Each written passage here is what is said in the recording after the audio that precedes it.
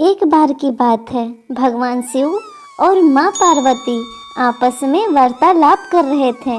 तभी वहाँ भगवान गणेश जी आ जाते हैं।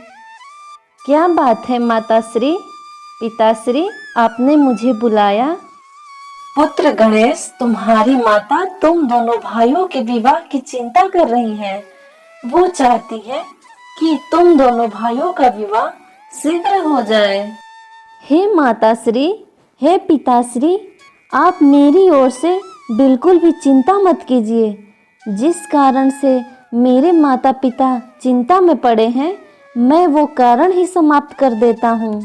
मैंने ये निर्णय कर लिया है कि मैं विवाह नहीं करूँगा। इतना कहकर भगवान गणेश वहाँ से चले जाते हैं। देवी पार्वती, आपको दुखी होने की कोई आवश्यकता नहीं है। सब कुछ समय पर छोड़ दीजिए।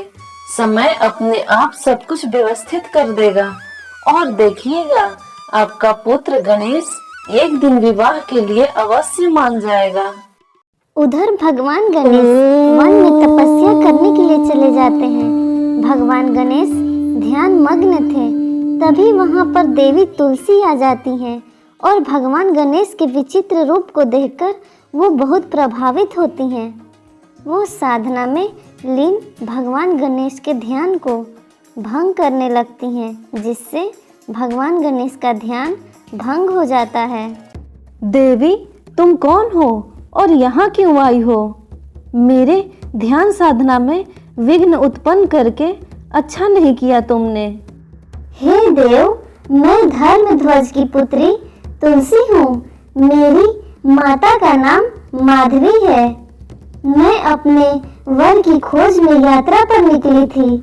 आपको देखकर लगा जैसे मेरी यात्रा का उद्देश्य पूर्ण हो गया है। आपके विचित्र रूप ने मुझे बहुत प्रभावित किया है।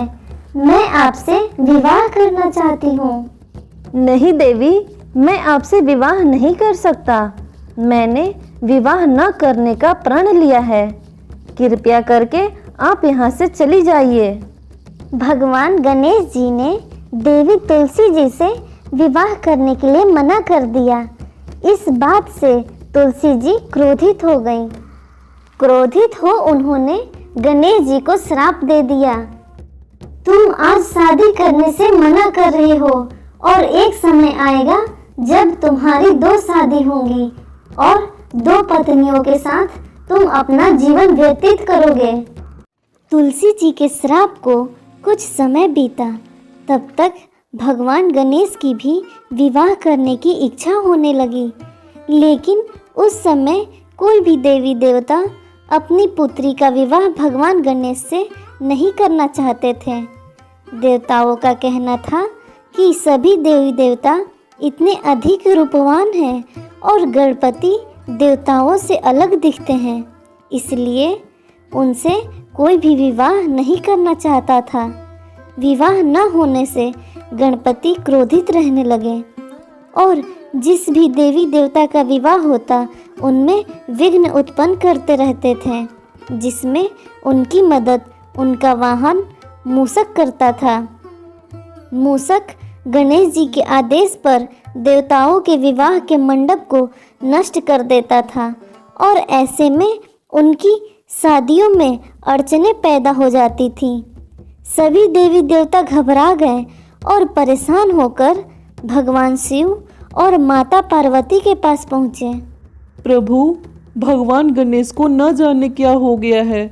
जिस किसी का भी विवाह होने वाला होता है उसमें विघ्न उत्पन्न करने के लिए मूषक को भेज देते हैं और वो सारे मंडप और विवाह के व्यवस्थित स्थल को तहस नहस कर देता है।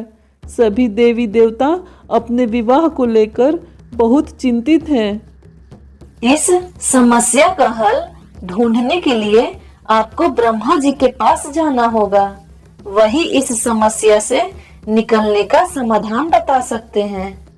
इसके बाद सभी देवी देवता ब्रह्मा जी के पास गए और अपनी समस्या बताई। हे ब्रह्मदेव, कुछ कीजिए। अब आप ही समस्या का कोई समाधान बता सकते हैं। आप सभी को घबराने की कोई आवश्यकता नहीं है। हर समस्या का समाधान अवश्य होता है। इतना कहते ही भगवान ब्रह्मा जी ने योग से 2 पुत्रियों को उत्पन्न किया और उनका नाम रिद्धि सिद्धि रखा।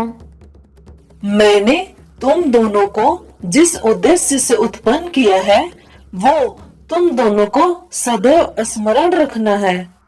रिद्धि सिद्धि, तुम दोनों पुत्रियों को ध्यान रखना है कि जब भी भगवान गणेश किसी देवी या देवता के विवाह में विघ्न डालने लगे, उस समय उनका ध्यान किसी और विषय पर केंद्रित कर देना, ताकि गणेश जी की वजह से विवाह में विघ्न न आए।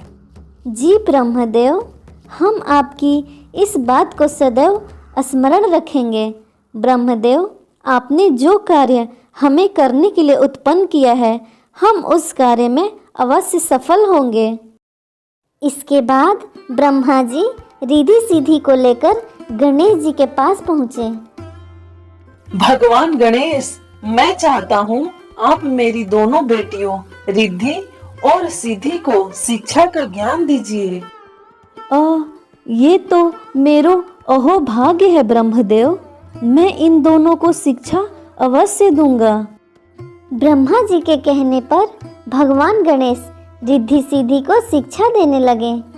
एक दिन जब भगवान गणेश रिद्धि सिद्धि को ज्ञान की बातें समझा रहे थे, तभी वहां उनका वाहन मूषक आ जाता है। प्रणाम प्रभु, मैंने पता लगाया है स्वर्ग लोक में फिर किसी देवता का विवाह होने वाला है। मुझे आज्ञा दीजिए कि मुझे क्या करना है। प्रभु, मुझे ये प्रश्न समझ नहीं आ रहा। कृपया करके मुझे इस प्रश्न को भली भांति समझा दीजिए। रिद्धि, पहले मुझे गणेश जी से प्रश्न पूछने दो। पहले मैंने उनसे प्रश्न किया है।